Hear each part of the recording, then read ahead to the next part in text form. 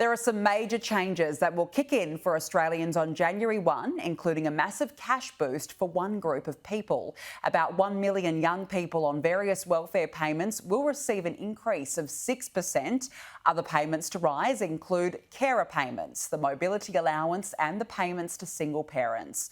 Joining me now live is Australian Council of Social Services Chief Executive Cassandra Goldie. Cassandra, thank you very much for joining us. How big of an impact will this boost have? Well, Janika, it's important to know that this is while 6% sounds like a lot, when you've been facing the kind of Okay, unfortunately, it does inflation appear in essentials over the last 12 months, the reality we may have a problem with the connection, I think. Okay, I think we've got you back there, Cassandra, now. So please continue. So 6%, in your view, not enough?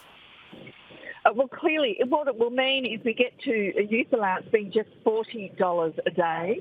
So for a 12-month period, that's just $14,600, Nika. Let's remember that rents have gone up by 18%, food has gone up by 20%, and then you've got, of course, energy bills, by 9%, and energy bills have gone up by 20%. So we're really facing crushing increases in the essentials for people on very low incomes. Of course, this is welcome, but it doesn't fix the big problem, which is that youth allowance, JobSeeker, those income support payments are not enough, and they do need to be increased, in our view. In the May budget, we're urgently needing a real substantial increase so that people on very low incomes can cover the essentials. When you say substantial, what's a ballpark figure in your view that would be appropriate?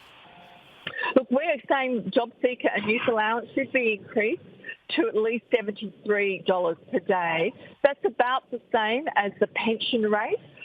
The reality is, regardless of your age, you're still paying the same cost when it comes to rent, food and energy bills. We need people who are locked out of paid work for a range of reasons to have at least just enough to be able to cover the essentials, to keep a roof over your head, to feed yourself and to keep the lights on. That's what's needed here.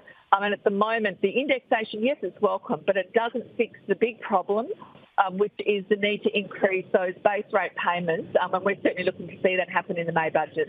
And as we do head into the new year, as you mentioned, there's a number of cost of living pressures that have been having an impact for the last 6 months.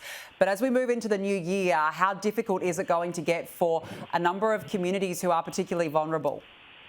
Oh, look, we're very worried. I mean, already our estimates are about 2/3 of people on those very low income support payments, like just $40 a day, are going, skipping meals.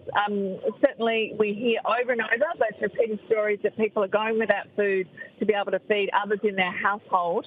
Increasingly, people are giving up the rental property because they cannot cope with those savage rent increases, and they're choosing to live in their cars or go into a tent, and caravan parks are full. So this is very serious. It is affecting millions of people in any given year.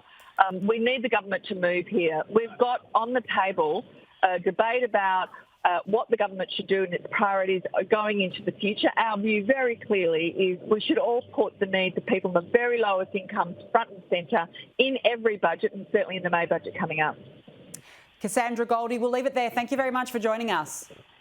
Thank you.